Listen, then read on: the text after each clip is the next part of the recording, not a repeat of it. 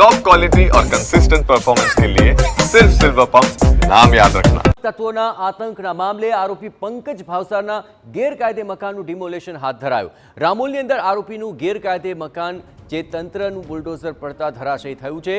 આરોપી પંકજ ભાવસાર હાલ પણ પોલીસ સકંજાથી દૂર છે। ઘટના છે વસ્ત્રાલ વિસ્તારની કે જ્યાં લુખ્ખા તત્વોએ મધરાત્રે ભારે બબાલ કરી અને આતંક મચાવ્યો હતો। વાહનોમાં તોડફોડ કરી લોકો સાથે ઉગ્ર મારામારી પણ કરી અને ત્યારબાદ પોલીસે પણ તમામ આરોપીને પકડીને જાહેરમાં જ કાયદાનો પાઠ ભણાવ્યો હતો।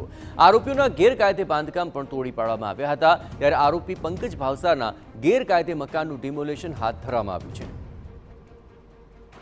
આ આખી ઘટનાના તસવીરો આપ જુઓ। એક તરફ જે સમયે તેમણે આતંક મચાવ્યો અને આ વિસ્તારની અંદર તોડફોડ પણ કરી આ તમામ અસામાજિક તત્વો કે જેણે જાહેરમાં આ રીતે મારામારી કરી હતી અને આ જ ઘટનાને લઈને હવે કડક હાથે કાર્યવાહી કરાઈ છે। આરોપીના ઘર પર જે ગેરકાયદે દબાણો હતા તેને તોડી પાડવામાં આવ્યા છે। આરોપી પંકજ ભાવસાર જો કે હાલ ફરાર છે પરંતુ તેની સામે કાર્યવાહી યથાવત છે। ગેરકાયદે મકાનનું ડિમોલેશન કરી દેવાયું।